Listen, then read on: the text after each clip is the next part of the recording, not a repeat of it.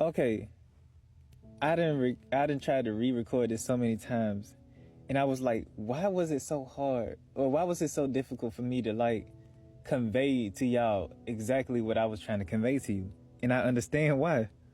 It's dependency on people. Like, think about it. Like, you can be dependent on a system, this, that, and the third, and you can always find a way to, rectify that system. But when you are dependent on people, that's truly where your life can really make or break. Especially break. Think about it for a moment. If you are gaining food from a person and all of a sudden they can't supply that no more, now all of a sudden you just can't get it. And you 10 times out of 10 gonna be emotional, up in arms, this, that, and the third. Whereas you have a person that can get it on their own to the point where even if that person that they were depending on, they don't have it no more, you can automatically just go to the store, or you can just go anywhere else to get the exact same thing, probably for better. And if it's worse, then hey, at least you got it. But if it is worse, then weigh out your pros and cons and see if it's really worth it.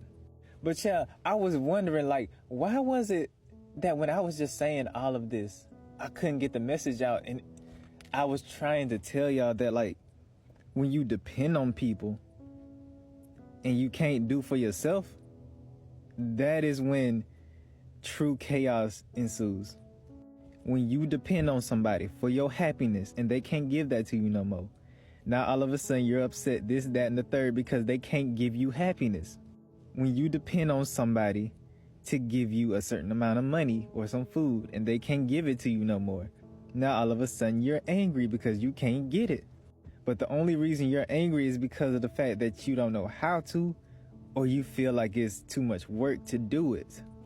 And that is truly what's gonna be the collapse of this US dollar. The fact that people are gonna be pushed to get the things that they want because it's, let's say for example, TikTok, this is fake news, the price of eggs right now. Now let's say that only a few stores now have like 1 to 2 cartons of eggs. And that's just a make and break for America. Now all of a sudden you have people just stocking up on chicken. You have people just stocking up on whatever eggs that are left.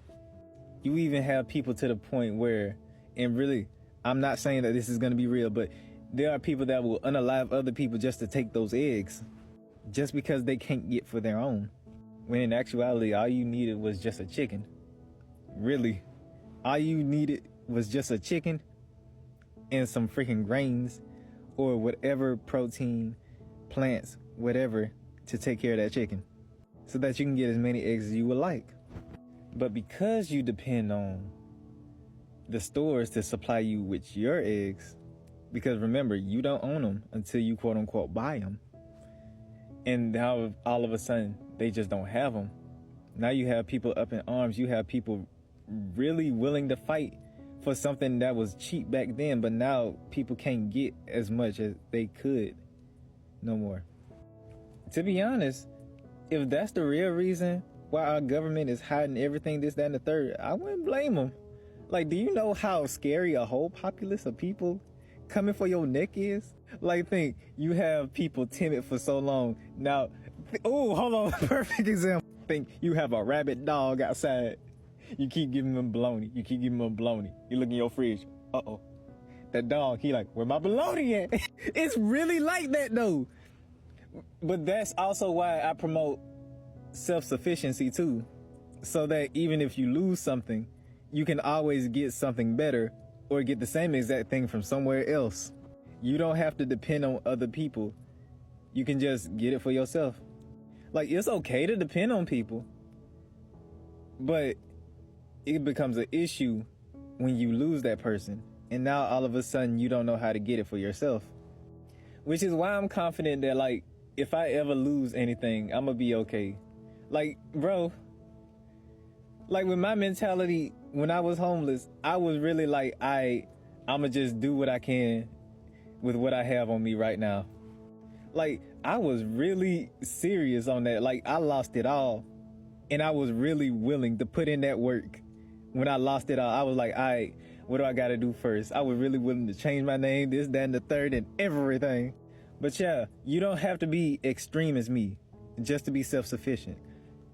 You can start small by just getting your own, finding a place that you can get your own water from. I wouldn't even say cheap and inexpensive.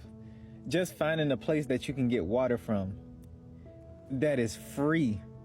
Water should not have a price tag on it, especially since that's what most of our planet is surrounded by. Especially since we know how to desalinate water. Like, come on now. And then we can reintroduce minerals via tea, etc. Like, let's be honest. Like, water is truly free. Like, let's be real. Water is free as long as you know how to purify it and add minerals back in so that your body can get the essential nutrients that you need. Not the essential. But whether or not you are dependent on somebody, this also goes to the materials that you use too. Because, like, yes, you can use something like batteries for a system, but let's say you don't have a battery no more. What else are you going to use? Whereas if you have something like magnets and some copper wire, you can create a whole generator like that and then create a whole self-sufficient loop. Even though you're going to lose heat, it'll still keep running, it'll still keep spinning. And it's small things like that that you have to really think about when you're on your own in this world. People think that life is just work, this, that, and the third, but no. Life is about getting your own, even when you can't get it. 639, as I said, that life is about getting your own, even when you can't get it. 644, ah! Oh, the numbers are numbering now. But yeah, like, don't feel discouraged if you can't get something right now. Just continue to, like, keep doing what you're doing. Work on yourself. Work on your mental state. Get the knowledge that you need. And when that opportunity finally comes, you'll have the confidence to stand on your own 2 feet and be like, all right, I done took care of myself before. I know if I don't have this, I can get this, or I can get this, or I can get this. You're not limited. You are an unlimited being who can get whatever you want as long as you put your mind to it. As long as you keep your pure soul too. And always remember, acknowledge your emotions, acknowledge your mental state, acknowledge all of you. Don't neglect one for the other. Your heart may try to deceive you, yes. And your mind may try to play voices in your head, yes. But if you can't get an understanding on why they're like that, then you'll be subjected to them your entire life. That's why people nowadays are in a constant battle. Like, you say that and you're still in a constant battle. That's why you have to infinite abundance. Oh my God. That's why you have to make peace with your own demons. Because once you realize, okay, I feel like this because I want this, or I don't want this, or I think like this because of this, or this, that, and the third, you can make peace with the fact that you are the way you are. You take accountability for yourself and for everything that you do. But you also realize, and we're coming up on 10 minutes, so I got to wrap this up. You also realize that you yourself have to take accountability for the things that you do for yourself. The bad things did happen to you, yes, but you also have to take into consideration the things that you could have done to, make it better on yourself. That's how you maintain peace for eternity and beyond.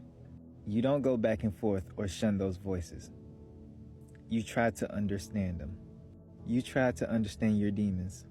You try to understand that dark side and see why it is that you feel that way or that you think that way. You make peace with it. No matter how many mistakes that you make peace with it.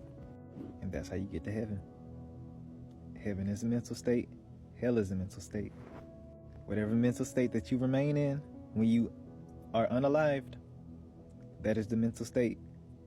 That is the consciousness that you will carry on to your next life, or in the spiritual realm, wherever you are in your next life. So always keep the faith, keep your miracles, keep your peace, and always know that here you are always welcome for the love. If you need to talk, just hit up my page. I'm willing to hear you out. And as always, Ashe, peace out. Nah, I'ma sing it. Ashe, peace out, adios.